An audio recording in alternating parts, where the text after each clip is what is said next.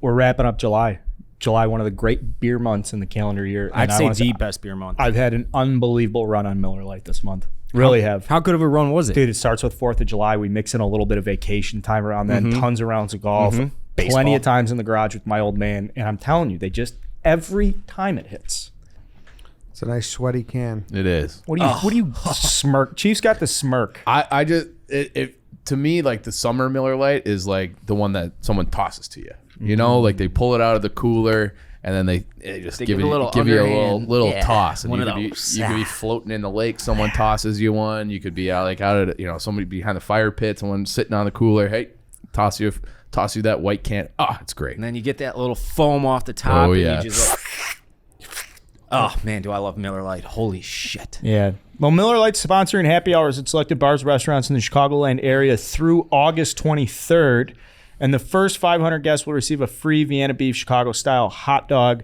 Guys, I mean, together, Miller Lite and Vienna Beef, the most authentic Chicago hot dog brand, are making sure everyone can experience the glory of a Chicago dog on a day that honors the Frank best.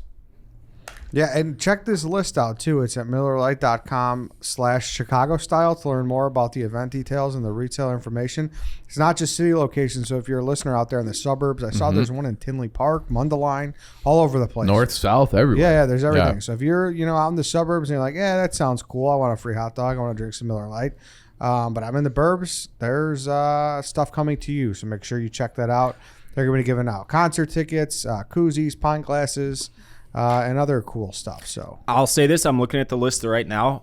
I've tweeted about my favorite chicken wings in Chicago a handful of times, and Miller Lite's going to be at this place, Crossroads in Mundelein. Many people have told me they got the best chicken wings in all Chicagoland. So pair some chicken wings with your Miller Lite. You will have yourself and a your day if you live on the north side. A little bit of a problem, though, with that one, David. Yeah, I'm just saying. You're going to have hot dogs, Miller Lite, wings. You're going to go to Crossroads up in Mundelein. Eddie, why are you laughing? Nothing. You say Crossroads? I mean, you're going to be there anyways. This isn't a Vienna Beef ad. It's a Miller Lite ad. Eat what you want with it, preferably Vienna Beef. Together, Miller Lite and Vienna Beef. It's authentic. The Crossroads event was last night. Like, people are getting this in the morning. Still, no matter what, just go and get your Vienna Beef hot dogs and your Miller Lite. You can go to MillerLite.com / I don't know what, it's not backslash, but / Redline. Pop in your zip code. There's delivery options. You can get Miller Lite directly to your door, or you can just go pick it up at Jewel, Mariano's, wherever they sell alcohol. Yeah, we went to the hot dog event at, oh my God, I'm blanking on the name of it. Wiener Circle on Clark Street last week. Great time. They have music going. The line moves fast. You get the hot dog, you get the beer. It's good. It's great. So you guys should be checking that out. Next time you're getting ready to enjoy cold ones with your crew, go to MillerLite.com / Redline and find delivery options near you, or you can pick up Miller Lite pretty much anywhere they sell beer. It's Miller time. Celebrate responsibly. Miller Brewing Company, Milwaukee, Wisconsin. 96 calories and 3.2 carbs per 12 ounce. Hey, how you doing? Good morning, good afternoon, good evening. Chicago Sports is Barstool Carl And White Sox Dave. Chief.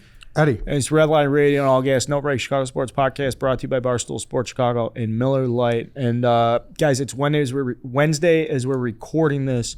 Monday and Tuesday this week, we got out, spent some time with some local guys for the Barstool Classic. Good time out at Ruffled Feathers. It was great. I had everyone's like, dude, you need to shut the fuck up about hole 11, but I'm just obsessed with like cool holes like that. It's on an island. For people that don't know, I guess it's their signature hole. It was a great time. Of course, obviously your swing stole the show. I don't know why yours did it.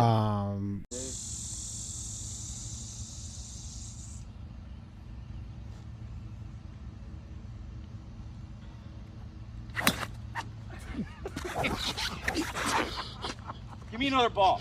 Throw me a ball. That's how did you go immediately left of yourself? Well, mine was better than yours. No, it wasn't. You fucking rat. Look at that, Ed. Right down the pipe, baby. Did you make the fairway? Yeah. You rolled It right didn't in go there. anywhere, but it was straight-ish. It's right down the middle. Straight-ish. I was... What are you talking about? It You're had a a hustler. slice. That wasn't Color a of slice, money. that This was is a some little bullshit. Kevin Deneen coached him fix the swing. Yeah. So It wasn't better than mine. The ball might have went farther. Your swing's not better than mine. Well, You but just that's connected. but that's the point. Now here, Ed, you go swing a golf club as hard as you possibly can. I'll bet you I beat you. Yeah, if I'm I'm not doing saying the you same. won't. Are we really? You just said your swing was better than mine. Did you watch the Portnoy show? I defended you. You brought it up. I defended you on the Fortnite show. I haven't watched yet. Yeah, of course. Well, where's your recap show? The recap show is It's Smitty. He's gone Of course. nonstop. Like fucking. I might start lasted 2 doing. I weeks. might start doing the What a recap surprise. show. I'll do it with you. Nope. Oh wow! Hey, this is you on can't Smitty, show not up me. to another recap. This show. is on Smitty, not me. He went to that fucking Barstool Survivor, whatever the fuck outdoor show he was on, and I mix them all up these days. And he's like, I just don't have time. The kid. I'm like, all right, well, this is like number 8 thing you just drop in the middle of it, but whatever. Whoa. The point is this. Is that was just one clip. Danny didn't tweet all the videos of me just piping the ball down the middle. Quite literally what I said on the Dave Portnoy show. Thank you, Ed. Yeah. So you're welcome. Before you fucking jumped down my throat back-to-back years just for bringing up that the internet's talking about your swing. I didn't even comment on it. I just said the internet's talking about it. So you're welcome. We discussed on the rundown that will be out in a few hours from when we record. Yesterday. But anyways, I don't care. I don't golf. not yet. We're gonna work on. Dave's gonna be. I enjoy going out to see. This is what I do. I'll go through the first 9. I'll be like pretty serious about it, like actually try. Then I'll hit the halfway house, and then by like hole 13 or 14, I'm like, all right, I've had enough for the day. And then I'll just get to the green and pick up my ball, basically. So I kind of have that same feeling, but then it's just like as soon as I stop like carrying is when I start playing good. So then I'll have like usually 15, 16, 17 are always my best holes because I was just like, fuck it. And then I just relax. And then 18, I'm like, I'm going to finish strong. And then I've had like a 10. Mm-hmm. So, but yeah, your swing, Dave, is, it's electric. I FaceTimed Deneen. He didn't answer. For real? That hurt. Man, he's busy. FaceTime's tough though to count on somebody. It's not like it's your, no offense to you and Deneen's relationship, but like if you guys were day-to-day buddies, it's tough to go FaceTime like that. You guys hung out last Picks summer. up when I call him. Uh-oh. Maybe he found out you're not coming this year to Connecticut. Yeah, I was with Scott, so we tried to FaceTime him before. Yeah. But Well, good stuff at the Classic. Thanks to Foreplay for having us out. Should the Barstool Chicago 4 of us, should us ever get to the point where we're comfortable enough, I'd like to put an open scramble challenge out there against the 4 Foreplay guys. I think the fair, you and Ed versus Ryan and I think would be a fair, because you're by far and away the best golfer. Well, out it's But just I got think to that- play it. If you Yeah. and Chief played as much golf as I do, you would be just as competent That's around the golf that's my course. point. I don't golf, and people are like ripping me apart. I'm like, I don't dude, know about why that. are you I feel like- offended by it? Of course, Well, you're a not hockey gonna be player. good if you don't You play. have Exactly, rotational. that's my Yeah. point. You can I'm like, hit the ball far because you rotate. Yeah, but it would take a long time for me to catch up because I feel like last year I played like 6 times. This summer I haven't played once. Well, that's not playing. You got to play like 30 times. Yeah, that's what I mean. Yeah, So you can I play got- 30 times. Yeah, but I think it would take me a too. long time to catch Your up to. your back would be so heavy on a scramble, though. It would be Your- funny. your No, but back would be- that's why I would like to do. I'd like to do a foreplay, us against the foreplay guys. Except we play from the advanced tees. We'll play from like the ladies senior tees or whatever. So the course is only like 5,900 yards. So it's like sure. what's a normal course? Like we would normally play I'm in. 6,600, that. but if we the red tees, forward tees would probably be closer to 7. 55. we would get Oh, we would I thought get you meant- smoked. by So the their foreplay their guys. short game's going to be much better, but I think we might be surprised. I think I Yeah, think we'd be would- playing your ball every single That's not true. fucking. Nah, that's not true. We would be. I think we would be right around par, and I think they would be like 10 under. We will get some shots. We'll handicap some shots. Okay. So like par fives, we definitely get a stroke. Frankie on every par Borelli, five. Riggs. They're Trent? they're both very good, and now Trent is doing this thing breaking 90. Yeah. So like if you're breaking 90, you're a pretty good golfer. Riggs is very good. Yeah. To say Riggs is not good at golf, you're a bum. And we said this on the rundown. Like good golfers don't shit on other golfers. Good golfers are aware of how hard the game is. So like a guy like Riggs, like he scores well. He doesn't make like he's not a horrible player. Lurch is good. You said Frankie hits Frankie's the good. ball fucking well, man. It's that hockey. I said it's hockey players are He's good. not really like a shout out to Frankie, by the way, because he like had all kinds of flight issues getting into the Chiclets Cup.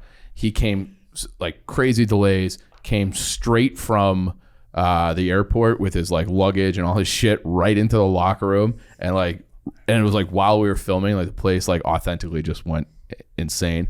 And like this whole Riggs conversation, it remind like have you guys met Avery Zaretsky? Yeah. Okay. Big hockey guy. Big hockey guy, loves the Rangers, fucking obnoxious on the internet. I like him. He is like he might be like the cockiest kid I've ever met. He's like that. He's like 24. He's like that cocky freshman you just want to like stuff in a locker, but you secretly like him. He was dead serious, being like, well, coming into the Chiclets Cup, he's never done one of those before. He's going to be better than Riggs. He's like, I'm going to be better than Riggs. I'm like, what are you talking about? Like, Riggs is a D1 player. He was serious though, for sure. Dead serious. Really? Off camera. He was just like talking. Like, he's like, well, he's old. I'm young. He's old. I'm like, dude. I saw what happened. I know where this is going. What? But Avery, he stinks. Well, he couldn't play. He had like blisters or something, right? I don't want to hear about his blisters. You want to talk to somebody about blisters? That's me. You don't wear socks. I had no issues this weekend, but historically, like my feet like pour out blood. I saw it like what is a psychopath? So many other ways to describe that to our audience. Why don't you just like lube them up with Vaseline or something? Dave, you don't know anything about hockey skate boots, but I mean, it makes sense, doesn't it? No, it doesn't. It actually doesn't. So. No, it doesn't. And so, but like my skates are fucked, so they don't. But like this time, I was fine. But Avery just being like, well, yeah. Then it was like it reminded me a little bit of Dave, where he's like, I'm going to be the best. And then it doesn't go that way, and then it's an excuse of why. Sometimes, yes. Well, see, and so, but he was just like he was the excuse. I kind of threw Tommy Reese in Notre Dame. No, you didn't. Yes, I did. Get Lance in here, Lance. Hey, speaking of the best, Skrill's the best digital wallet for gamblers because it was built for gamblers. Sophisticated gamblers use it to manage their bankroll, whether they are playing games like poker, betting on their favorite sports. They manage their bankroll using the wallet, which allows them to pay instantly and securely. It's payments without limits, basically. You can access your bankroll with instant deposits and withdrawals, and also draw the cash using your prepaid card. Let's just say Skrill is the best digital wallet for sports bettors, so it's a no-brainer to create your free account right this instant.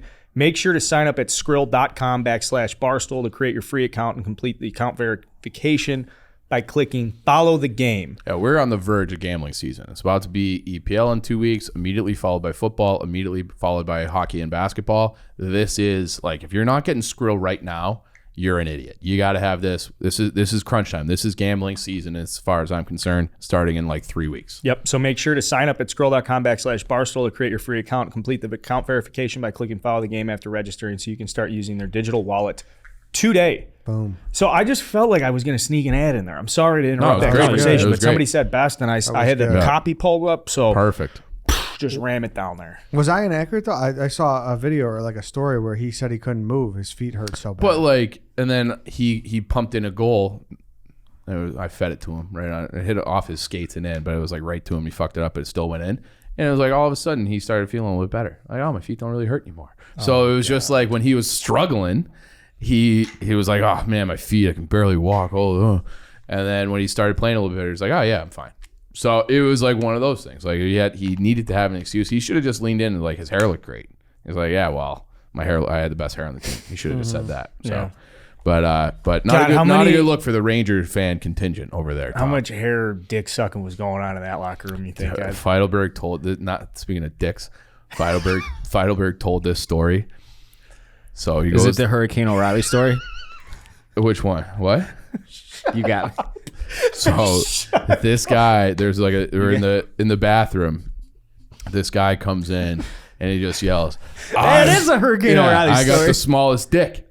I got the smallest dick." He takes his dick out, and then people start chanting, "Who's got smaller? Who's got smaller?" And then a guy takes his pants down. He had the smaller dick, but it was just like 20 dudes in the locker room in the bathroom chanting at like just random people for having small dicks. It's a preposterous story. That's hockey culture in a nutshell. That's not, and I know a lot of people are like, that's weird. I just want to identify there's nothing wrong with that culture at all. No. I love that culture. Yeah. That and wrestling culture, like the actual scumbags. Wrestlers are the biggest scumbags. Not WWE. Like I'm talking. Yeah. Like they're KB wrestling. They're sitting in garbage bags in the sauna. Those guys. Yeah, those guys. Yeah, the Mount Carmel backup 135. You know, the guy who just grinds to be part of the team. Loves dip. Got to make weight. Crazy culture. Dipping. Yeah. Good culture stuff, bad culture stuff. Cubs are about to trade away Ian Happ and Wilson Contreras is largely reported. I have thoughts on this, obviously, that we've shared. I thought it'd be cool this week, though, a little change of pace. I talked to Jake about it on Starting 9 and asked him politely to give us some like intel that would play on Redline. So I think we're going to cut over to that conversation, and it's about like Jake's experience playing with Wilson and Ian and his experience getting traded and just kind of like how all this shit's coming together for the Cubs. And it's helpful for me to listen to, so hopefully it's helpful for you guys. So here it is. Which is a perfect point and a transition into the opening headline we have, because if you're not putting your money into the right place, let me give you a perfect example. Tom Ricketts is in the process of trading away Willson Contreras and Ian Happ, two guys you played with, no close. We really don't do as much Cubs like deep dive as probably people thought when we started the show. Like, here comes Carl, Cubs guy, and Jake, obviously, with his experience playing for the Cubs. Like, we don't really spend a lot of time going behind the scenes with the Cubs. Part of that is because when big stuff happens with the Cubs, I want the conversation to count. So I've been kind of like sitting here waiting for something to happen. Well, this is a big conversation to have. I mean, it's obviously one of the most high-profile catchers in baseball, a guy that can really change the game for you, especially with his defense. And then, with a guy like Happ, I mean, obviously he was an all-star this year. He's a nice bat from both sides of the plate. He can play outfield, so it's an opportunity for teams on both sides to bolster their their roster. For the team that would get a player like Contreras and Happ, could help them take that next step, solidify a wild card spot, or try and jump into the division lead, depending on where they're at. And then for the Cubs, they're obviously not ready to make their move towards the postseason, and you can just tell that when you have two teams like the Cardinals and the Brewers doing what they're doing in front of you. You just know it's not their opportunity yet. So we'll see when they decide to strike. In my mind, it's going to come soon, because I don't know how long guys like Jed Hoyer, Tom Ricketts, David Ross are gonna just kind of sit back and allow this to continue to happen. They want to win. They've all been there before. They know what it's like when their team is on fire. They know what it does for the city. So I can't imagine they sit back and wait too much longer. I mean, it could be another year, maybe 2 years, but I see it happening in the near future. So we talked pre-show, like I told you there was something very surprising, and for me, the writing on the wall with Contreras was there when they got rid of Schwarber, when they didn't bring Lester back for a low amount, when when Len Casper goes down the street to do radio for the White Sox, and Theo leaves early on his contract, and you just see all the writing on the wall. They trade guys away last year. Like, there's no way they're going to extend Willson Contreras and pay him market value to be a catcher on a team that struggles to be 15 games under 500. So that, to me, was like, they're definitely going to get rid of this guy. Good on Willson Contreras for playing at such a high level, where now obviously the Mets are rumored. He's not going anywhere that isn't going to contend for a pennant. No way. The Ian Happ stuff, though, kills me, because he's literally the only player on the roster left that has been developed with some time left that you could extend, who's finally reaching his potential, who looks like he's going to be like a very solid player for the next 5 full seasons, like at the very least. And he's a good dude. He's sharp. He's the type of guy you'd want your draft picks around. Like, as a fan, I see all this stuff about Ian Happ, and I totally did not see that trade. When they said he might get traded, I was like, oh, okay, well, maybe if it's a huge package, to the point now where they're hugging each other in the dugout, crying, and people are like, yeah, guaranteed Ian Happ's gone. Everybody wants him. I had no clue saw that coming. Yeah, well, the phones, I'm sure, were ringing off the hook with interest for Happ as well, and rightfully so. He just does so many things well, and he's just a solid all-around human being. He can slide into any clubhouse and fit in immediately. And yeah, it's tough to see, but man, when you show that you're willing to get rid of guys like Rizzo and Schwarber and Chris Bryant and Javi Baez, I mean, everybody's fair game. I mean, that's just the way it is. And it seems like it's going to set them back quite a bit to get rid of a field general like Contreras, and then a guy as solid as Ian Happ. Like, now you have to replace those guys. You're gonna bring somebody else in who's already big league ready, or you're gonna hope that somebody who's on the verge of being big league ready is able to and capable of stepping into that role. I mean, those are enormous shoes to fill. And it's, this game's incredibly hard at that level. So you can have a guy who you think is going to be ready to fill that spot, and then he shits the bed, or he's not very good for 2 or 3 years, and then that sets you back even further. So those guys in the front office have an incredibly difficult job to do. And I'm not saying I could do it any better, but it's tough to give away two guys like that.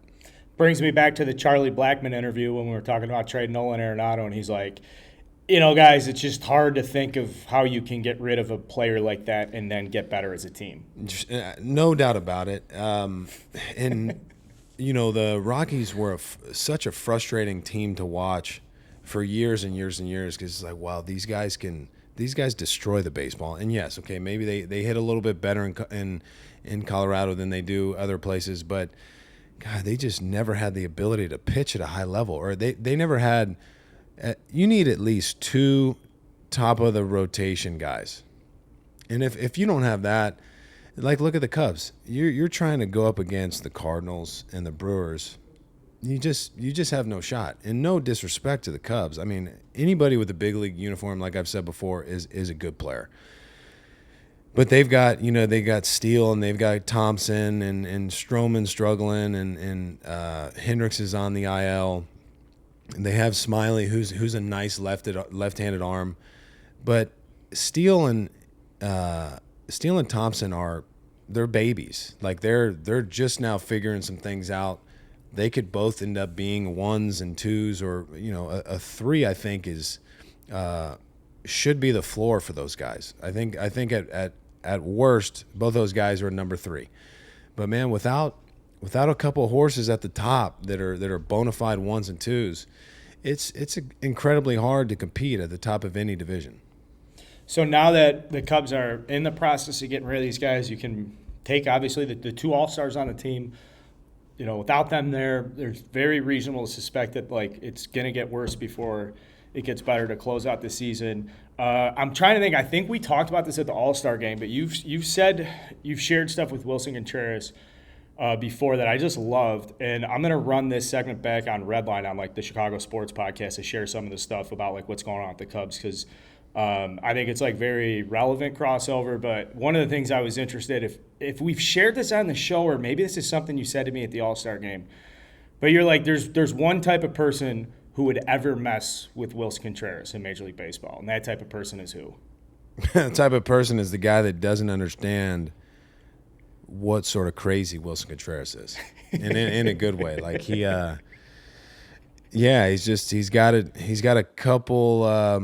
He's got a couple different levels that he can go to that most people don't have. And in the heat of the moment, you're going to stand up to just about anybody to protect your guys. But, man, there'd be somebody walk away with several broken bones if they decided to get into any sort of altercation with Wilson Contreras. And anybody that knows him at all will tell you the exact same thing. And I loved having him behind the plate. And how many times have you seen a guy get drilled and the first thing Wilson does, he tears the mask off and he takes 4 or 5 hard steps towards the pitcher and then gets in front of the guy that just got drilled. Hey, I understand you're mad, but if you want to go to that next level, you're going to have to deal with me too. So now that you mentioned that, I don't think anybody's charged the mound against Wilson. While he's caught, I can't think of the time when someone charged the mound against the Cubs. No, I can't either. And not to say that it would never happen because, yeah, let's face it, guys are going to get pissed off, and sometimes you go to that extreme and you're okay with potentially getting your ass kicked. And everybody, thinks they're tough until they get punched in the face. And I don't condone violence, but I don't shy away from it, and Wilson doesn't either. So good luck to these guys as they're packing their bags and moving out. I would imagine leaving the Cubs is, I would guess, tell me if I'm wrong, this has to be one, it's not like leaving a normal team. It's got to be a little bit different. Well, when you've been through certain things that guys have been through in Chicago, it makes it even more difficult. Happ wasn't on. These guys weren't on the World Series team with us, but they were right there. Happ debuted in 2017, I believe it was, and Contreras. Contreras was right there also, wasn't he? The second Contreras came up, the fan base instantly took a deep breath because it was holy shit, we have this catcher for the future. This is our guy. This is a time when Montero and Ross were probably one of the best 1-2 catching punches you had without Contreras. And then when Contreras came up, it was just a completely different level. Yeah, I mean, we had two extremely qualified veteran leaders behind the plate for us. Very different guys, but both leaders, vocal leaders. Miggy, just one of the most hilarious dudes you'll ever meet. I got a really funny story about him, and it's kind of the language barrier thing. So it's in spring training, and I'm sitting down with like 6 or 7 guys eating our breakfast, and Miggy Montero is near the toasters, like looking extremely confused. And he's got like a piece of untoasted bread in his hand, and all the toasters are full. So the toasters pop up, and he's looking around, like waiting for somebody to come get their toast so he can put his in. Like he's starting to get, a little pissed off. He needs his toast. And he looks around. No one's coming to get the toast out of the toaster. And he turns to me and he goes, "Hey, dude, whose breads are this?" And I just like started slapping the table. I'm like, "Whose breads are this?" And I go, "Man, I don't know whose breads. I really don't. But just like, take them out. So yeah, obviously a language barrier, but still hilarious. Enjoy playing with him. I actually might have been one of the reasons he was released in Washington, because he was unable to, throw guys out out at second base. But I was slow to the plate. It sucked. But long story short, those guys were amazing for us. And then when Wilson stepped in, like you said, we all thought like, hey, okay, this guy's going to be here for 8-10 years. There's no way around it. And then things just transpire in a different direction, and now here we are on the verge of him and Happ getting traded. Where do you think they go?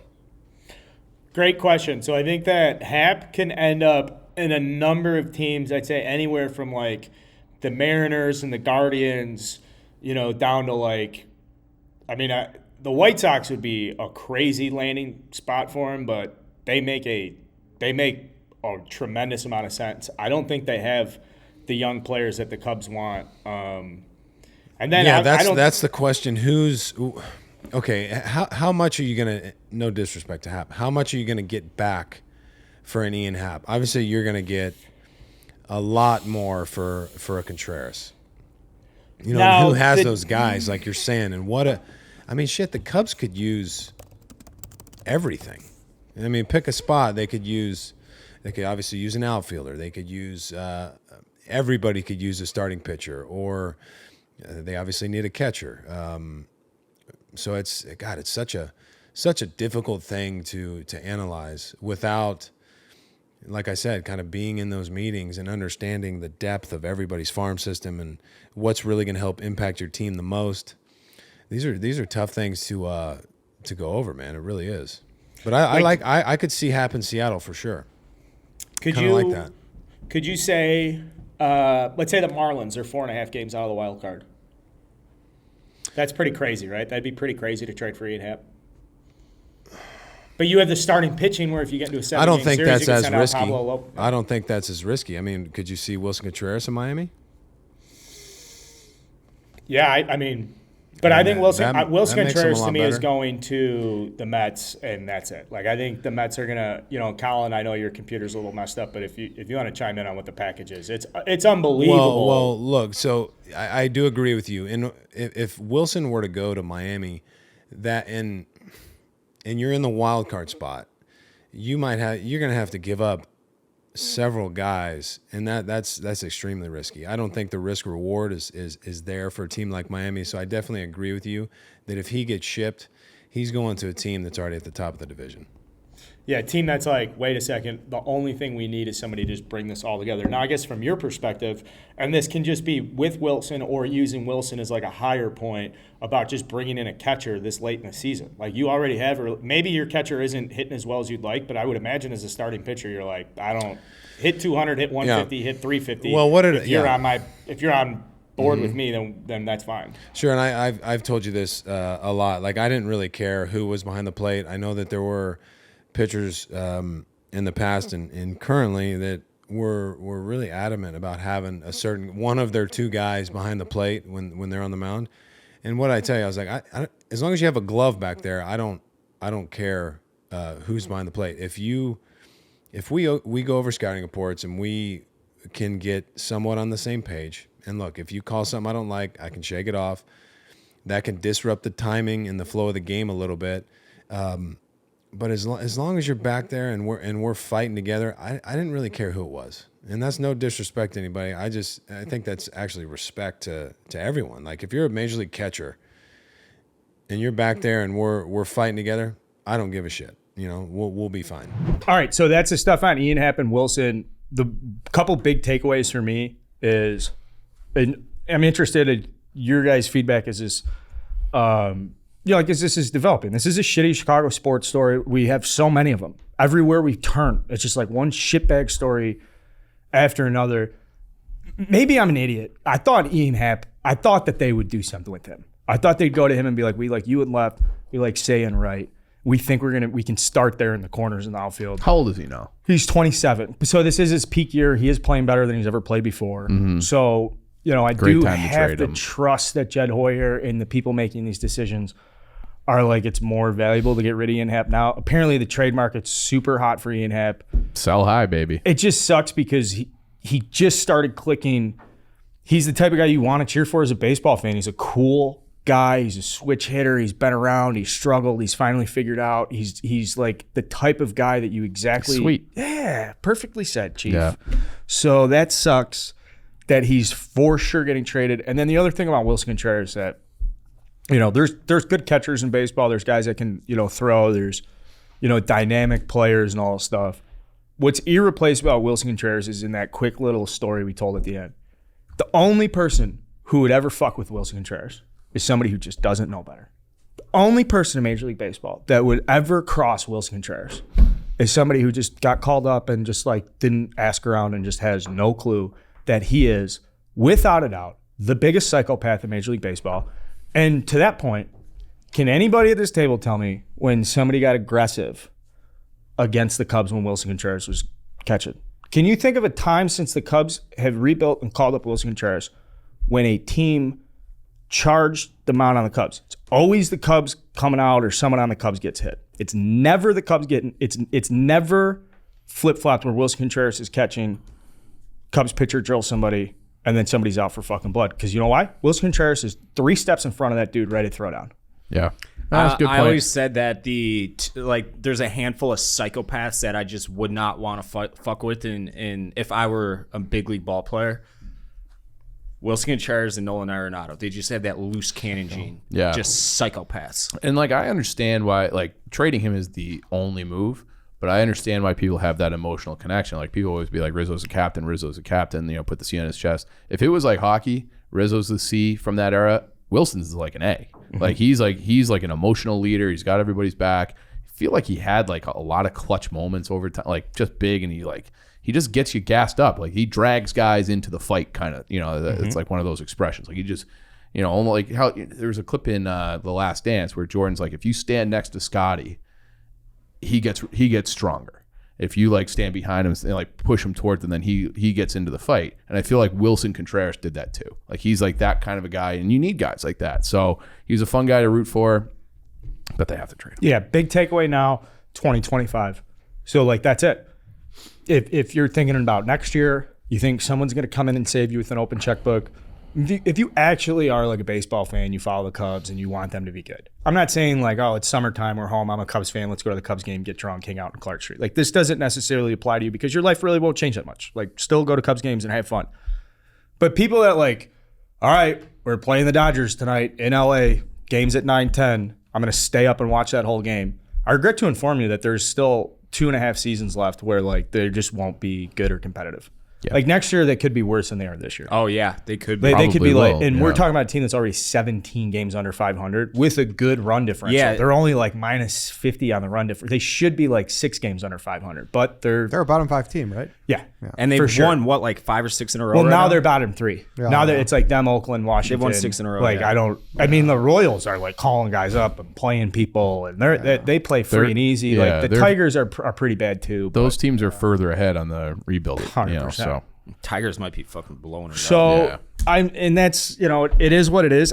I'm probably, if you told me when we started this podcast and I looked in a crystal ball and I saw all the unraveling, like I saw the trades and all the stuff, and then someone was like, how do you think you're going to handle that?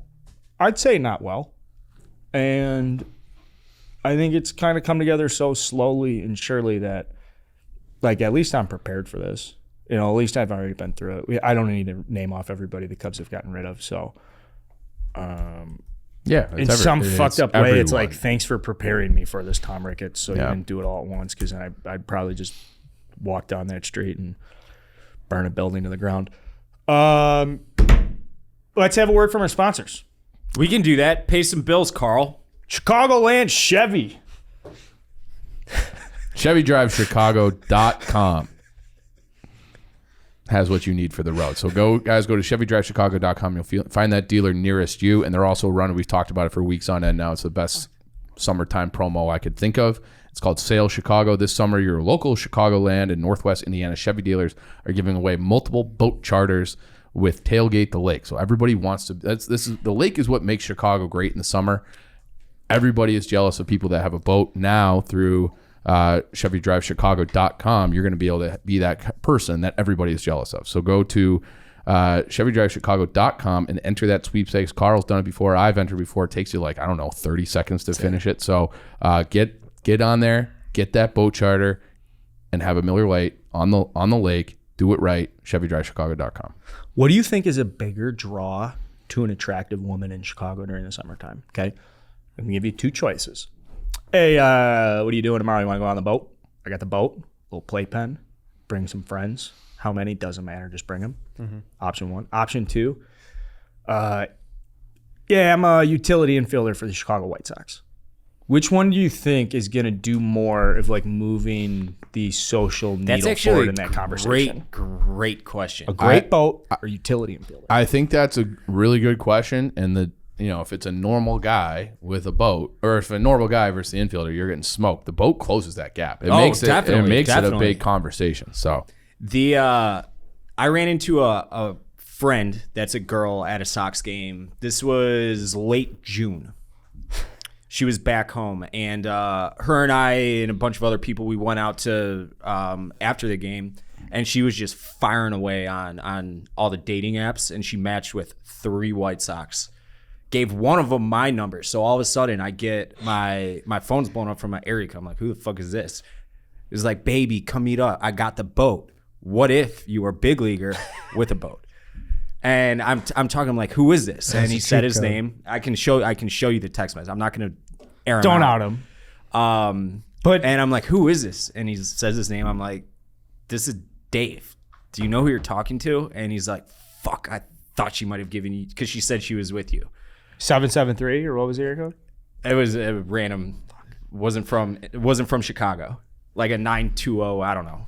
That's Wisconsin. I know that, but it wasn't Wisconsin. But it was pretty funny. But he even threw the I got a boat. So if you want to be firing all cylinders with the women to bring everything full circle, just go to ChevyDrivesChicago.com and enter the sweepstakes.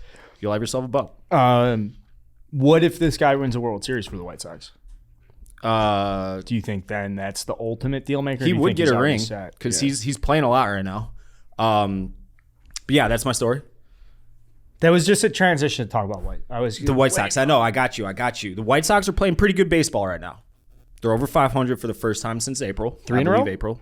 3 in a row, and it's like 8 of 10 or 8 of 11, something like that. They're playing good baseball. Absolutely shit on the Twins last week before the break. Played a good baseball game against the Rockies. It was a 2-1 game. German Marquez, he is White Sox kryptonite. Just heavy sinker, slider in the dirt. They beat him. That's all he needed to do. If I would have not been in retirement from gambling, I would have fucking hammered that under. Won a 2-1 ball game. They're about to start right now in about 45 minutes. Need to sweep the Rockies. So I tweeted after the Cleveland series, which they split to open up the second half, that they got 19 games against shit competition coming up. It's the Rockies. You got 3 against Oakland, who are just dog shit. You got 4 against Kansas City. There's a few others mixed in there, but it's like they're all well under 500 teams. It's do or die for that division right now. They're sitting 3 games back. I like a lot of what I see. Jose Abreu's been on fire sans yesterday. He was 0 for 4 with double play. Everybody's playing good baseball right now. Everybody's playing good baseball. But with that said, we got to get Luis Robert healthy. And I reached out to the White Sox. Nobody knows what's up. Oh, really? That's the scary part. Nobody knows what's up. I wanted to say this about the Colorado series. You guys play today, then you have an off day Thursday. Yep. I'm learning how big that off day is after you go to Colorado. Apparently, when players leave Colorado, if you don't play there, like interleague or you're not in the West Coast division and you go play in Colorado, And you're not used to it the day after, they're like, it feels like you played a football game. because the altitude. Yeah, and like, it just it completely fucks with your body. The other thing is because the elevation changes too, like the spin is different. Yep. So like the fact you have Giolito going today, or as we record this, Giolito's gonna be pitching. Having a fastball change should be helpful. Yeah. But dude, just looking ahead, you guys should take advantage of this. You do have a 10-game stretch coming up in the mid-August. It's not great. So like to your point, it's not just win these 19 because they're easy in the schedule before it has been. It's like win these 19 so that like it's not you go into that 10-game So stretch. you can go with 500 with them and you're fine. Yes, exactly. because you don't want to go on that 10-game stretch being like, oh, we need if to we take go 7 or 8. We're fucked. Right. That's the last place the White Sox want to be going when they're playing Houston and playing the Guardians. Baltimore's Orioles good. hot, man. Yeah, Baltimore's Since they brought up Adley Rushman, their starting pitching's ERA is down like 0.75 as a whole. Since they brought up the rookie catcher. They got a couple guys that are on the cusp that are like the 4th and 5th ranked prospect too. The Baltimore, they run like crazy. That whole division is. They run like crazy. They have the home run chains and everything. That team is so fun to watch right now. They're a 500 team. Now, as a White Sox fan, you got to watch them play and be like, why can't we play that hard? Or why don't we have that bounce? They had that bounce back in 2019, and they're starting to get it again. They really are starting to get it again. And when you're losing, you're not going to have that bounce. And the White Sox weren't winning like they knew they should have been, and like the whole fan base front, like everybody knows they should have been in the first half. So, and when you're not winning, and especially when your offense is not performing to standards, you're gonna look sluggish. It's gonna look like you're not trying or you don't care. These guys are trying every at bat. They want to succeed. You know, it's not that they're not trying. It's just like optically, it looks bad. And Baltimore's playing way over their head right now. They had a 10-game win streak. 11, something like that. Yeah, that's a team that shouldn't be winning 10 games in a row, especially in that division, you know? I think the hard part of their schedule is over too. They've already played the Yankees a ton. Mm-hmm. Like they've played their division. They've played more games against teams above 500 than anybody else in baseball. I mean, the whole division's over 500. Yeah. But that Boston's bouncing, like like you fucking watch them, man, like last place right now. and how much? Not to like belabor a point here, but you know, Brandon Hyde gets a lot from his players. You know, Derek Shelton from the Pirates, another example of those like if the bench is clear, like they're one of the first guys out of the dugout type attitude, and you just wonder how, like, I should say, I specifically wonder just how much Tony La Russa holds that team back from that's exploding. the thing. So, and this isn't like, I haven't asked anybody about this or anything, but I have a feeling that the age gap is so extreme with the White Sox roster and Tony La Russa that he kind of just lets them does their thing. Because what's he going to fucking say to these guys, you know? And he's a smart guy. As much as we can't stand him as manager, he is a smart guy. He knows how to read a room. I'm sure that's what it is. But then someone's got to step up that's in the clubhouse and get him. And you see that. It was, I think it was against the Twins. They had that little dugout camera when it's shining like long ways down the dugout. And Jose Abreu, just out of nowhere, he starts fucking around in the dugout. He's like sliding into home plate, and everybody. And this is right after all the Bob Nightingale, which I can prove, like without question, that Bob Nightingale report was complete and total bullshit. I don't know who he heard it from. I'm guessing it was Dallas Keuchel, who's a total cunt, who I don't like on a human level. And dang. I mean, he's just a fucking cunt. Like, he blames his defense for him getting shelled and shit. He is like a that. little like, bitch. He's a bitch. Fuck him. That's what it sounded like. Liam Hendricks, without saying his name, alluded to it. And he's like, and every player that I've spoken with, they're like, when I would send them the tweets or articles, they'd be like, what the fuck is this? Like, I don't know what this guy's talking about. Like, I can tell when someone's bullshitting me or not. Mm-hmm. Their reactions were so, like, unless they're Oscar-worthy actors, they weren't full of shit. They're like, this is wrong. Like, I don't know what to, like, one guy just laughed at it. He's like, yeah, like, that's hilarious. So locker room disarray, everything right now, I would say, is fine. They got to keep winning, though, these next 19 games. Jose Abreu, I said like a month and a half back on the Section 108 podcast that they do on Thursdays that I'm like, I don't think people are going to like what I'm about to say, but I think they should let Abreu walk next year. I take that back fully, 100%. Really? I give him a life. Dude, he is fucking awesome. Yeah. He started off hitting like $120, and the last 2.5 months he's hitting like 360 and getting on base at like a 500 clip. I don't think that you can sit here and complain about roster construction and having all these DHs. Oh, having I understand that. Vaughn play the outfield and this and that and Eloy and all these. That means you got to get rid of other guys. But then you're not going to get rid of Eloy or Vaughn. Vaughn's not. I mean, I wouldn't be surprised they get rid of Eloy, but his roster or his production compared to he's going to start becoming really expensive in the coming years. I don't think he's tradable. So you can live with Abreu, Vaughn, Eloy, and you would have to have next year Grandal on the team, and that's fine. Like those four, and that's it. You can't have Berger back unless he's just minor league depth. So I don't know if he's out of options or not. Sheets, he is completely out the door. Like they have to become more athletic, and I wouldn't be surprised if they make that happen at the deadline, like trading Sheets and Berger, because they need a couple left-handed pitchers, cheap guys that won't command some crazy return. So, but do they have any athletes they can call up? Like anybody close? Kinda. Okay. Not guys that you can count on. Not right guys now, that you'd be excited about. Not right, exactly. Yeah, not right now.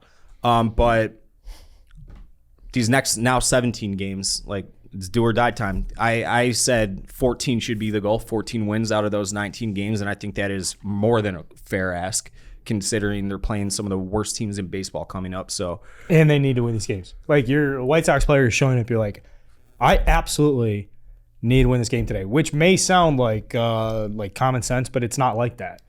They're just so dialed into like the grind and the day to day of showing up and like, all right, I'm just gonna take care. I'm putting this in the process. Do my thing, yeah. And then every now and then something like pops up where you're like, yo, we gotta fucking win today. Funny, when they came up recently, somebody was telling me the Giants are playing the Diamondbacks. And the Giants are on a skid. They lost 4 in a row. And then the manager had a quote where it was like, we're going to be all right. We're going down to Arizona to get right. So he talked to a guy in Arizona and was like, hey, what's going on? And he's like, oh, we're just clubhouse all fired up. And it was like pre-interview, and it was like, why? And he's like, somebody just showed the quote to the guys, like, they're in the clubhouse right now. Like, they're mad. Why? Because Gabe Kapler is saying that you go to Arizona to get your game right, and we're going out to beat the absolute shit out of the Giants. So this was a couple days ago when they had that, but you're like, you guys are so out of first place. And he's like, nope, you say that. Like, you say that about us. That's what's going to get us going. Yeah. Mm-hmm.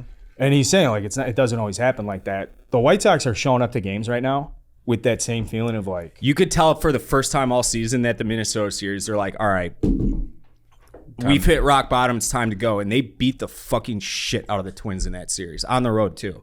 It was like they outscored them like 45-12 or something in that series. So I like where the White Sox are at right now. Trade deadline is 6 days away. I think it's the last show before the deadline. Before the deadline. So it's August 2nd. I would expect 2 lefty bats added. Nobody of extreme relevance. People are talking about Tyler Naquin from Cincy, and then I actually do like David Peralta of Arizona. I think he would fit really well. Makes them more athletic, makes them more balanced, and they both shit on right-handed pitching, and that's really what they need. What about Ian Happ? I think that they would be outbid for him. I would love it. I think he's also a perfect fit, but 2 years of him too. You get I know. Would you get Colson Montgomery for that? Nah, I wouldn't fucking. It's the only prospect I would ask for from the. It's like that's what I. Fangraphs said Oscar Colas, who's the big Cuban signing they had from this past January, who's just shitting on the ball right now. He's a pissed off outfielder. He is shitting on the ball right now. He's like fringe ready almost. He's in Double A, just lighting the world on fire. And then Norge Vera, another Cuban dude, I think he's Cuban, pitcher who's just cleaning up down in like low A right now. So, and I'm like, I wouldn't even do that for Ian Happ because those are like the White Sox. The system's gotten better, especially with the last draft. I really like the draft they had, and I'm not touching any of the top 3 guys this year because I don't think that those 3 guys are good enough to acquire a player, even if it was Juan Soto, like or someone of that ilk, like a A-list acquisition. I don't think that's putting them over the top. So they need to really fucking do it big this winter, because they fucked up last winter so badly, and this is what they get. But I think it's going to be more mid-level guys that balance the roster more, and then you rely on the players that you already have who have underperformed thus far and been injured thus far, and pray that they play to expectation and for the last 65, 70 games, whatever's left. So, all in all, yeah, it's not as sullen as it was a few weeks back. We're looking good. And the Twins got a tough schedule coming up, too. They got, like, Houston and shit. All right. So, a little positivity. Yeah, how about that? Yeah. A little positivity. Yeah. Yeah, be honest with you, too. Looks like there's some work the White Sox need to do trimming the roster with roster construction, which is why I'm going to ask you guys, if you got Bush, you definitely don't have to. You can trim it, too, using Manscaped. Dude, my pubes are like a fucking putting green right now because of Manscaped. Just beautiful. Graphic.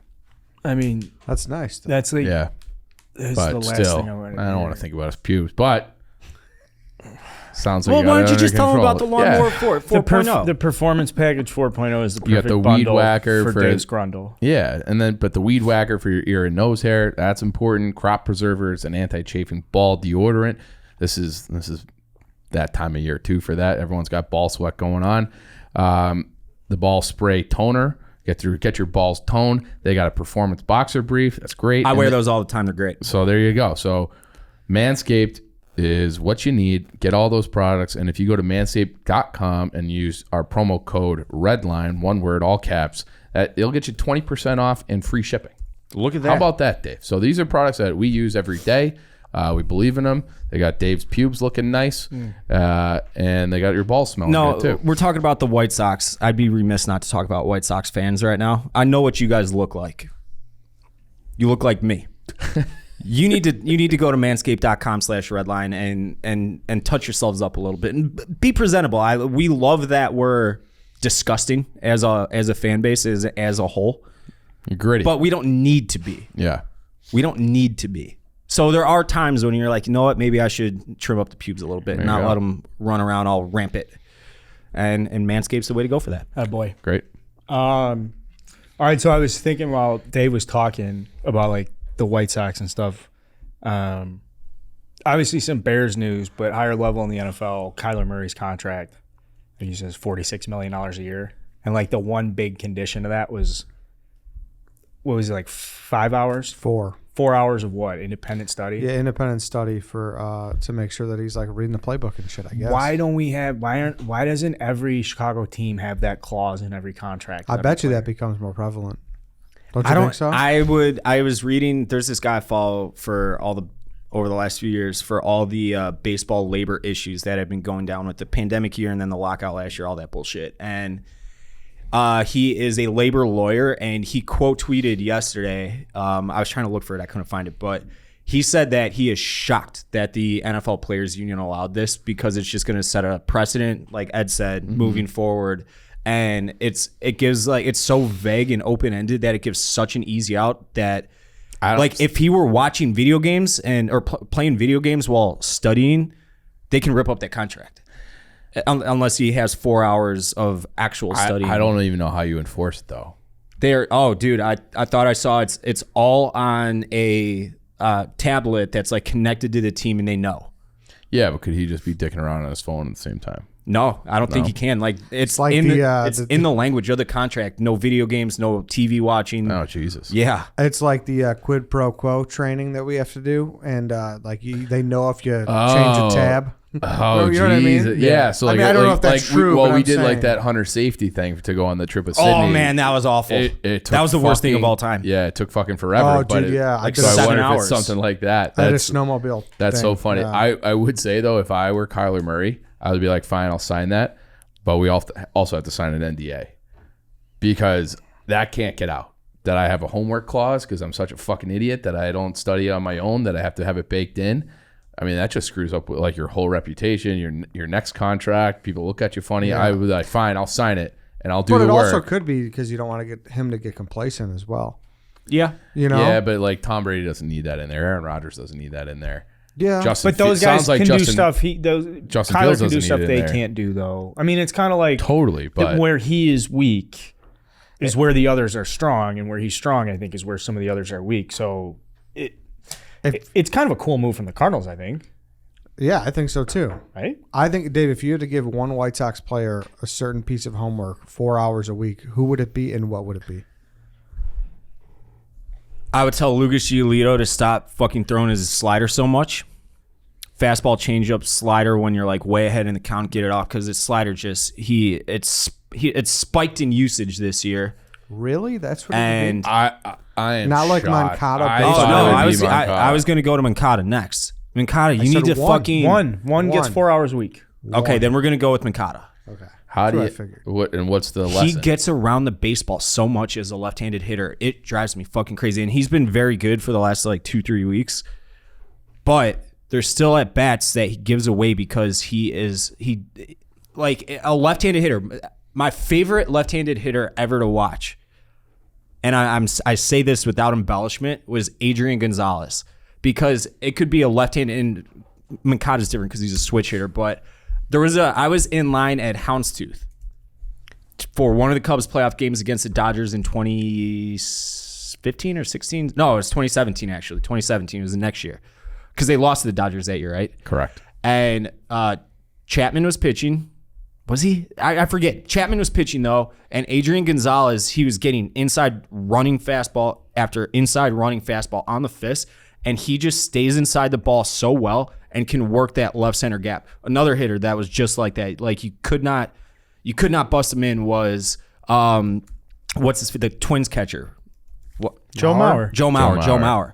Like you could throw the ball at his tit and he would find the barrel and work opposite field. Yoel Moncada doesn't do that. He gets around the baseball, like he gets length in his swing and he swings around it and he just rolls over to first base as if he was Lurie Garcia. And it drives me fucking crazy. But when he's at his best and he's working up the middle the other way as a left-handed hitter, it's a thing of beauty. And it's just, there's not enough of it. He's trying to pull everything. It's like, dude, use all fields, man. Use all fields. And that's what I would work on him with. 4 Not hours a even week. 4 hours. It'd be fucking Clockwork Orange, like his eyes are pulled open and he's watching it like that. Like I would beat it into his fucking brain. What about you, Chief? Who are you coaching up in hockey? Scott Darling? I mean, he's retired. He's uncoachable. Yeah, I would say at this point, he should just go back in net. He's uncoachable as a defenseman. The Hawks are like, this roster is just uncoachable. It's uncoachable. So it's they're going to be bad by design, and you know that was the comment from Taves being like, I'm not on board with a 5-year rebuild. Like, no shit, you'll be 39. So tough. You know, it's like I don't even know why he's saying that shit. And then he keeps crying about the DeBrincat trade. Obviously, like I understand people being upset about that. He's awesome, but he was like Brandon Hagel. He traded Hagel, dude. Like you were on teams that were awesome. Where would Hagel play on those teams? Fourth line. He's a fourth line guy in Tampa Bay. You got 2 first-round picks for him. Like I would have done that trade in 2016. Like the value that Tampa Bay put on Hagel is insane. So like and there's also just no market for him right now. So he is going to run down his contract this year. They won't be able to trade him. And then I think, I'd love to have him back. I think he will have a better year this year than he's had the last couple of years. So, and I think he said he's excited to play for Luke Richardson. I think Luke Richardson is going to turn into being an asset for this team when they're ready to go out and sign free agents. I think it's going to be like, well, you get to play for Luke Richardson. I think that'll be good. So I hope, Taves and Kane both have nice years, enjoy their time here. And like I've said all along, if those guys stay, I think the only way they stay is if they win the lottery and they get Connor Bedard because people are going to want to play with that guy. Like, he's that special. And Taves is part of that group. And then if you get Connor Bedard, and then they'll have another first round pick, and who knows what else they'll get. All of a sudden, you're not like that 5-year plan looks like 3 because Bedard is going to be that good. Kane will still be that good. Reichel's a good player. Seth Jones is still there. He's going to be a good player. I like a couple of their defensemen. Korchinski will be up. That kid Nazer, people need to remember that name. Frankie Nazer he's going to be a star. And they drafted him 13th. So he'll be in the NHL not this coming year, but the year after. And then, it's like and it starts to feel like 2007, 2008 again when they had Taves and Kane. But it's all based around getting Bedard. If they don't get Bedard, then I think those guys walk. Because Fantilli is going to be a great player too, but he's not that guy. Yeah. And so if they get him, and then it's like we got him, Nazer, Reichel. Those are 3 guys in your top 6. Taves and Kane, top 6. And then you're going to have plenty of money. The cap's going to go up. And then you could say, hey, Austin Matthews, why don't you come into this team and be the Marian Hossa that we did last time? And then, boom, you're right there. So and there will be, Austin Matthews is a name that's a free agent. He's like it's highly talked about that he's going to be on his way out of Toronto, potentially. People always name Arizona, but that team, the organization is such a disaster. How much do you think that Calgary fucking shakeup scared the Maple Leafs? Oh, I think it's different. Is it? It's not. To me, that was just like American guys just wanted to fucking leave. But Toronto's such like it's like one of those capital of the world type places. So it's a much bigger city and much but I do think it's one of those things, kind of from like a hockey perspective, that Calgary did their absolute best. They went out, they got like the defenseman Noah Hannafin. They drafted well. They got the right goalie in there. They had a very, very, very good team. And it wasn't good enough. So Calgary's in a weird spot right now because they got 2 very good players back for Tkachuk, but they're both kind of rentals. Yeah. So like if Huberdeau leaves and Weegar, I've been told Weegar's like already looking at houses to buy in Ottawa.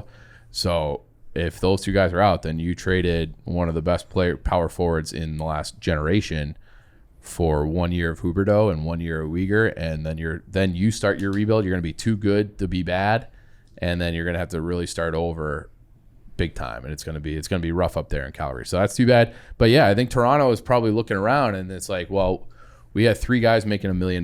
We got Nylander, who makes big money, and they kind of set it up where Matthews becomes a free agent again, and I think he's going to be like 26 when he's a free agent, which is crazy. It feels like he's been around forever, but his next deal when he's a free agent 2024, I believe he's going to be 25 or 26. That's the chief plan for the rebuild. I like the kid Korchinski. I like some of their other defensemen they got in the picture. They need a superstar draft, top of the lineup guy like Bedard, and then you just go give Austin Matthews the bag because Taves' contract will be up. If he's back, it'll be at a very reduced rate, probably like $2 million, something like that. And then Kane will be at 5, 6, something like that. The cap goes up. They'll have the money. And then 2025, let's fucking rock and roll, be back in like a big way. I like that plan. Yeah, that's the chief plan. That's the chief plan? 2025. Yeah. Right there with me. Right there with Justin Fields. Yeah, Justin Fields signs his next deal after he gets that ring. We're back. Right there with Dave.com. Because 2015 was like, right? Maybe except for the Bears. 2015, there was promise and hope. Yeah. That was a good year. Going into 2016. Yeah. Yeah. So, you got a plan. So you know what you should be doing? Getting your finances right so you can buy season tickets in 2025, and you can do that with Dave.com. It's a banking app that you can get up to $500 instantly with extra cash. The Dave app monitors your spending and will alert you at risk of overdrawing your account. That is one of those things I just feel like should be illegal when banks do that. They're like, hey, you spent too much, just shut it down. Just don't let the transaction go through and don't charge me extra. The Dave app kind of intercepts that, lets you know when that account's winding down so you can monitor your finances. You're not getting bullshit fees. And when that happens, you can accept a cash advance if you do go over to help get you through to your next paycheck. So you're going to be okay.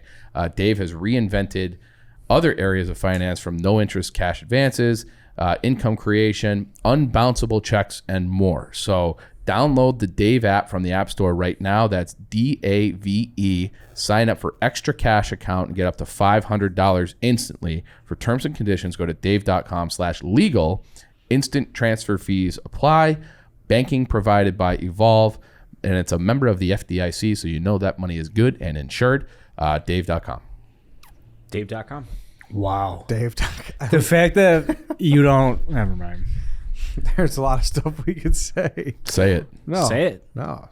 It's Dave.com. Dave.com. No. You Well, can't like, do all that. right, here's one. I'm surprised Dave.com launched without like making sure that it wasn't that I they was didn't about just to so they say didn't this. get people confused that you were the Dave or was it Dave Portnoy, because then it's just such confusion. Why would they confuse it over Dave Portnoy? Well, that's why you go by White Sox. Oh, you're the bigger Dave. Yeah, he's Dave too. He's the big D. No, I am. Right. He's Dave. I'm Dave 1. He's Dave 2. Correct. In fact, I'm going to start calling him that whenever I see him. Hey, speaking of that though, did you see that a couple weeks ago? It's been so long I meant to bring that up. Did you see when people were saying that Austin Matthews is already the best American player? Does that make Yes, people say that, but it's like, dude, he hasn't won a playoff series. Yeah. Like, he has not been out of the first round. He's hyper talented. He's fucking awesome. I would love to have him in Chicago. Maybe that's how he gets out of the first round of the playoffs. He teams up with Patrick Kane. Can you imagine how many goals Austin Matthews would have if he playing with Patrick Kane? He'd have like 70 goals a year. And there are heavy rumors though he's going to Arizona. Yeah. There always is, Yeah. because he's from there. He's like the only like superstar player ever to come out of Arizona. And he did like all his minor hockey there. So you'll have guys like, I think Brian Leach was born in like Corpus Christi, Texas or someplace, but he was like raised in Connecticut. Austin Matthews like played like his peewee hockey in Arizona. It's like unheard of. So I think there's people, it's almost one of those things that people want to happen. Like, oh, the hometown guy goes home and like saves this franchise. They're a fucking joke. They should not even be in the NHL. They're going to play at Arizona State in That's front gonna of be kinda sick, 5,000 people. That's going to be sick. No, it's not. I think it's embarrassing. I mean, it is. It's a professional, one of the big four sports in the United States. I know. Like, what are you doing? And like they got evicted from their place in Glendale. That's why they have to play at Arizona State. They're it's trying not intimate. There's nothing that's intimate about that. Can we I'm go sure to the it'll be Hawks a- game? Yeah, we can do that. I'm sure it'll. Look, game time. Come on. Can I come? It's probably gonna be loud as fuck. Too. I'm sure it will be like cool on some levels, but you know what's not going to be cool is when the cap stays artificially low because they got one team that's fucking bankrupt all the time. So then the escrow stays up and your hockey related revenue can't go up because every other team is selling 15,000 tickets more a game than the Arizona Coyotes. So it is outright pathetic that they're playing in that stadium, and they got to get out of there. So I will never buy Austin Matthews to Arizona until like they have like a real Figure it stadium, out. and it's not like they're close on a rebuild or anything. Like the Hawks are closer to being good than Arizona is. But do you know much about the guy? Like, is he like, I'll fucking go home and just hang out in Scottsdale? And I mean, is he like, I don't want to play behind Kane? This and, is a like, guy who, he was very close, like age-wise, to being eligible for that Connor McDavid, Jack Eichel draft. Oh. So he was in the next draft. You know what he did instead of playing junior and going to college for a year? What? He's like, nobody's good enough for me. I'm going to play against men in Europe. Oh, So okay. he, at 17 years old, he's like, I'm going to Switzerland. He's trying to compete. Okay, so he's a guy who wants to compete. I think Okay. it probably genuinely bothers him that he hasn't got out in the first round. Like, that's becoming like a narrative. And I will say, he was awesome in the first round. It's not him. It's like he was spectacular. And he had something in his eye too. Oh, he was like, yeah. He looked like possessed, and it just wasn't enough. And then he was like devastated afterwards. Like, that guy he's like a winner who hasn't won yet. Yeah. You know? And I used to feel that way about McKinnon too. It's like, this guy, like he's got the right stuff. But it's just, I wonder if he feels that way about Kane. Because you remember when it was like such a mistake by the Bulls when they did the whole LeBron recruitment. yeah. And they did like can you fill the shoes? Like, you know what I mean? And he was like, But like, I think he would be playing with Kane. Yeah, I know. You But would he welcome that? Or would he want to be the best U.S. player ever playing for Maybe the Bruins or the Rangers? Or you know what I mean? I think it's going to be more of like a torch passing thing. I heard Tommy so. giving it a little fist pump over there in the mic to the Rangers. But But no, I think Chicago has a lot to offer because it's a great city. It's original six. You're gonna he'll get paid top dollar to be here, and it's still like niche. You know, it's not like the fishbowl that it is in Canada. So like Austin Matthews is gonna be able to go to the bars and grocery stores and all the same stuff that Kane and Taves did at the beginning of their time here. Yeah, like he'll be famous, he'll get recognized, but it's not like you're Chris Bryant or, you know, it's just like, or Jay Cutler. It's just a different level of fame. So like you can kind of still live a normal life here. You think so? I don't know. You think? Yeah. But Kane, Taves, and Kane, those guys got fucking very famous in Chicago. Taves and Kane, they got to a certain level, but they still went out. And then, and this is like one of the best cities in the world. Like Matthew Tkachuk, like he goes to, you know, his choices were fucking because the money and where he could go, whatever, were Fort Lauderdale, which, you know, whatever, cool place, yeah. and Raleigh, North Carolina.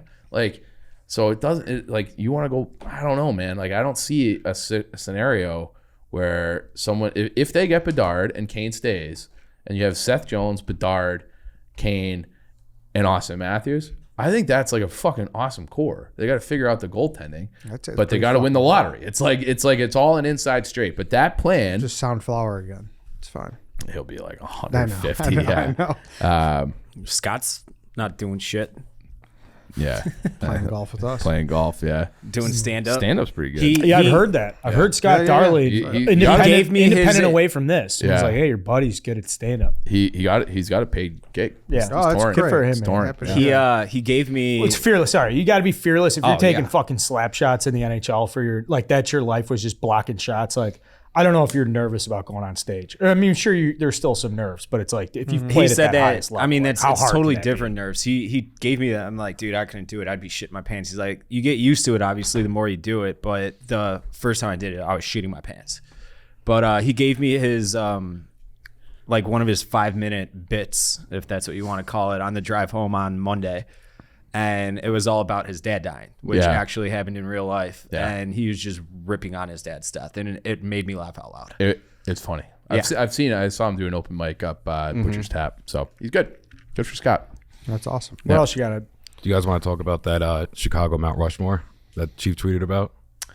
Yeah, that was... I thought they were like bang on until they had Bobby Hull over Patrick Kane. Like that was crazy. I thought that was interesting. Yeah. Wait, what was it? Sorry, it was like the Sporting News put out like it's Mount Rushmore season. They had a Mount Rushmore of Chicago sports. It was Jordan, Walter, Ernie Banks, and Bobby Hull. And it's just like, if you think Bobby Hull is more important or better than Patrick Kane, like you're a fucking idiot. And I don't care if it's like you're 90 years old or 80 years old and you watch Bobby Hull. If you watch both guys and you still think that Hull is better or more impactful, then you're a fucking moron. And so I put out a poll, and like 14% of people on Twitter voted for Bobby Hull, and I thought that was 14% too high. It's 90-10 right now. Okay, I just checked. 10% too high. Yeah, there's margin of error in those polls. I hope so people just accidentally. I'm having issues with my phone screen did you right get a new now. phone? No, I just took the case off, but I've had the same one for 2 years. I gotta go. I'm getting rid of it. It's driving me fucking I heard crazy. Bobby Hull is pretty sick. You also beat the shit out of a lot of women. Well, I mean, He just White Sox Dave. yeah. No, I didn't. But like that, like I don't want to see him. If it's a tie goes to Kane. Okay, because Bobby Hull's like a giant piece of shit. Giant. Didn't they take the statue down on him? No, they're leaving the statue up, but they've distanced themselves from him as an organization, and rightfully so. People should know that. Well, apparently they. Eddie doesn't want it. Eddie doesn't want it. He wants an ostrich. No, stick his head in the sand. That's not what I said. You were like talking stunned. I was talking playing career. Yeah, but of course, if we go off the field. Yeah. No one liked that. Well, that's the truth. He sucked. Bears started camp. How do you feel? You getting excited? Nope, I'm like Dave. There's still summer left, and I want to enjoy summer. That's how I am. It's not even fucking August yet. Like I'm being honest. Like Chief's like so ready for just to put the flannel on. Oh yeah. The first day I apple actually cider. get excited for football season is first college football weekend. And Northwestern kicks off earlier this year because they're in Ireland. I wish I would have fucking nutted up and just gone, but they're in week 0, so they're like the first actual real football game that's not training camp bullshit with fourth stringers playing. that's when I'll get excited for football. Why don't you just go? It didn't happen. The game is in the future. I know, but it's in 2 weeks, and that's a trip to Ireland. It's not like you can just up and go. If it was in New York City or something, I went up and went to London. I could. This sounds like the Field of Dreams situation. You just talked about it for like weeks, and then it happened. You're like, damn, I wish I was there. I wanted to take my dad to that, and it would like hotels, gas, and everything. I added it up. It would have been about $4,500 for a baseball game, and I was like, but could I? Yeah. Should I? No. After the game, I'm like, I fucking should have. Ed, you didn't see those comments from Eberflus and get a little chubbed up? Dude, it's like coach speak, man. I'm just not. I don't think so. No, dude, it is. Yeah. Like, stop. Like, What's he going to say? Why? Like, I'm not, that's nothing against him. Mm-hmm. Like, I'm happy to hear that, but like, You gotta wait to see it. Camp is the most fucking puff piece, fucking rah-rah bullshit in the world. I still like it. If we're talking practical stuff, like, they need to pay Roquan. I like what they're doing. Besides that, though, I think they, in a year where Poles kind of stood pat and was like, hey, I know we got to support Justin. He got some bubble gum, and he got N'Keal Harry, fucking Reef, and he got Schofield, and like those are not outstanding pieces, but they're worthy flyers to help the offense and help Justin Fields out. The wide receiver position is obviously a problem. Yeah. I like that they have at least invested to keep Justin safe. That's what I'm saying. Yeah. Like they made 3 late moves here. And I missed the week where they traded for Harry, but like that's 3. Yeah, that's 3 like bubblegum moves that are actually smart. Yep. So that's good to see, and I'm happy about that. And that's just kind of where I'm at. Like, okay. I'm not we'll circle gonna back in a month. Yeah. Like I don't. Like I'm not. Games. Like I'm not. Yeah. But even then, it's like, all right, Byron Pringle. He caught 3 great grabs. It's like We're gonna be watching for his blocking. So is this the first time with the Bears? We talked a little bit on the rundown about like the 2 quarterback, like how there's always like, well, this guy or that guy. This feels to me the first time in maybe forever where like the Bears are going in and they're just like on offense. You just have like, it's just Justin Fields. Who is their like backup? even before Trevor it was like Siemian. You had Tressman with Jay Cutler with Brandon Marshall. You had Alshon Jeffrey. You've got Matt Forte, and then as you like we got to get the ball to Allen Robinson, and just like complicated or maybe more thoughtful ways of like this is what we need. And now we're sitting here going the season's like literally we just need Justin Fields to stay healthy for a season. Like we just need him to play well. Like whatever he has to do, go do it. I don't care what the supporting cast is. It's almost like the most simple mindset we've had on the offensive side of the ball for the Bears. It's like, all right, as long as Justin Fields stays healthy and does his thing. Like I honestly don't care who the offensive coordinator is right now. I don't care who the skill position players are. I just want Justin Fields to be healthy at the end of the year. Or otherwise just blow it all up again. Which is an uncomfortable thing I think I'm trying to say is like I realize we are so pot committed to Justin Fields. Yeah, you're largely right. I think there's other interesting things to look at. Like I think you need to kind of know what you have in Mooney, and I think we're going to learn a lot about that this year. And then Luke Getsy, is he like the guy to call the plays? And I mean, big year for Komet. Exactly, big year for Komet. Yeah. I don't know what the fuck they're going to do with Jenkins. It's like super. Scary as well. Yep. So there's he just got here too. He hasn't even fucking played, and it's like he had back surgery out of the gate, and it's an old GM. It's a lot of uncertainty. So it's like a lot of dust needs to settle. And what are you gonna do with Montgomery? There's just so much to worry about. You're right. We're at the end of the day, like we just need you need the captain to 5-12, but Fields makes us think they have a quarterback for the future. Yeah. Where he's like rated 92 and mad in the next year. Yeah, something like that. Yeah. Yeah. And that's I don't think that's negative or shitting on. I think that's just that's realism. I also think it's plausible that could happen. Where we end this year being like, all right, let's go. When do we benefit from Aaron Rodgers getting hurt for a season? Or from like other like when do we get I feel like we never get that. Yeah, I don't know. All right. Nope. It's happened though. Yeah, I know. Like when Mac knocked him out, we still lost. Yeah, He's got his knuckles in Brian Bulega's nose. Oh, we're seasons away from that moment again, which is so sad because that's the hottest you've ever been about. 2025. Like, easily. 2025 is gonna be a great year. 2025 is gonna be sick. We should put out like Titletown USA Chicago 2025. Yeah, Just get ahead of it. Was John Cusack in 2012? He was. We should get him in for our 2025 episode. He won't. I would love him in here. Give him a piece of my mind again. I was thinking about this the other day. I just started laughing. like uncontrollably is the thought of him being like, I wore the uniform. That was utterly preposterous. Okay. Unless he was joking. If No, he was dead serious. He's like, I wore the White Sox uniform. He was dead serious. Fucking tell me I can't come to the I White did too. Sox I played games. for the White Sox Academy in high school. I played for the White Sox and Mustang, my 10, 11-year-old We called team. him that. We called it Pinto Mustang. I think I was Bronco. in the Sox one year too. On that note, I got a text from a girl that I went to college with today. First time I've talked to her in like 8 years. Yeah. And she matched with my cousin on Tinder or whatever the fuck dating apps are out there. So that's why she reached out to me. And this is a cousin. Check this out. We'll end on this, I guess. He's 6'6", left-handed pitcher at Grand Valley State. I have met him maybe 5 times in my life. Last time was at my great aunt's funeral like 5-6 years ago. And we yucked it up. Hey, what's up? He was good there. He was like Friday starter for him and everything. I was surprised he didn't get drafted based on his numbers and how big he is and being left-handed pitching. Anyways, so she's like telling me what they're talking about. I'm like, honestly, I don't really know him. Well, like, I can't tell if he's a good dude or bad dude, whatever, blah, blah, blah. She's like, yeah, she did say he's a Cubs and Sox fan, though. And I'm like, both. And I was like, not my cousin no more. So he's out of the family. Excommunicated from the family. That's all it takes in White Sox Dave's to get kicked out of the White Sox Dave clan. If Bandless. my father, he's on it. Like he's on it. I haven't put it like officially yet and tweeted it, but he's on it. I hope he's listening to this too.